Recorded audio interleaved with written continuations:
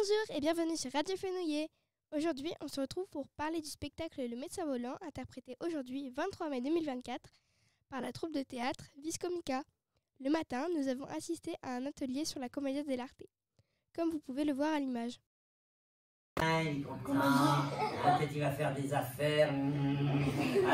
Ça, c'est une de ses premières gestuelles. Voilà. Alors des fois il a un grand manteau, donc il rabat les pans de son manteau et il met les mains derrière son dos comme ça. Voilà. Et là quand il est comme ça, il peut aller se promener un petit peu, il va aller se balader sur la place pour voir un petit peu ce qui se passe. Alors son déplacement, il se déplace toujours comme ça, donc il lève le genou comme ça et il pose tout le pied par terre. Donc, alors, l'après-midi, nous avons assisté à la pièce. Le Médecin Volant est une pièce qui est très captivante et amusante, car tout n'est pas montré. Certaines parties de scène sont jouées derrière un rideau et certains personnages sont évoqués mais pas montrés. À la fin de ce spectacle, ils ont accepté une interview.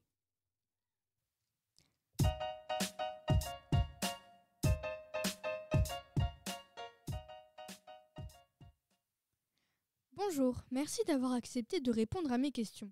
Pour commencer, j'aimerais savoir pourquoi la troupe s'appelle Vis Comica.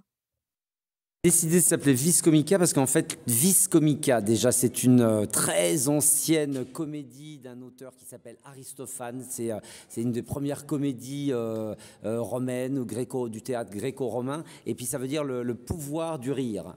Voilà, c'est pour ça. J'ai trouvé que c'était intéressant de ramener l'Antiquité et puis le rire. Donc, c'est pour ça que j'ai choisi ce nom-là. Le pouvoir du rire, la force du rire. Pourquoi avez-vous décidé et choisi de montrer ce spectacle aux élèves de 6e et pas une autre pièce de Molière?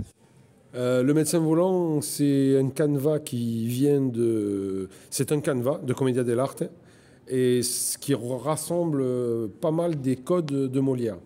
À la fois de ces spectacles, on va dire comme le Malade imaginaire, le médecin malgré lui.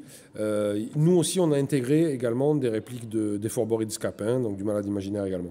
Donc voilà, c'était un spectacle qui était assez générique quant aux univers de Molière. Où peut-on vous voir jouer en dehors des établissements scolaires? Dans les théâtres, dans les festivals, on tourne un peu dans la région, un peu partout, ça dépend. Qu'est-ce qui vous plaît dans le métier d'acteur? Jouer. Jouer, oui, jouer des personnages, on a l'impression de vivre plusieurs vies dans une seule vie, quoi. Donc c'est intéressant. Et puis aussi de dire des textes, de dire des beaux textes, des grands textes d'auteurs, que ce soit des auteurs contemporains, des auteurs classiques. Voilà, on joue des personnages et on joue. Donc il y a un côté plaisant, il y a un côté ludique. Voilà, moi c'est ce qui m'intéresse, le jeu et l'amour des textes. On retrouve notre âme d'enfant. Qu'est-ce qui vous attire dans la commedia dell'arte? Alors moi, la commedia dell'arte, ça m'intéresse parce que on est vraiment au cœur du jeu. C'est vraiment du jeu 100%. Il y a pas on peut pas tricher, il faut être tout le temps à fond. Et c'est vraiment une forme théâtrale qui est très intéressante parce que ça donne beaucoup de liberté, bien que ce soit un théâtre très codifié avec des règles très rigides. Une fois qu'on a assimilé ces règles, on est complètement libre d'inventer parce qu'il y a de l'improvisation. Donc on peut faire vraiment on peut donner un petit peu, montrer un petit peu tout notre savoir-faire, toute notre palette de jeux et il n'y a pas de limite, c'est très libre, voilà. Merci et merci d'avoir accepté cette interview. Notre émission touche à sa fin. Merci et à bientôt sur Radio Fenouillet.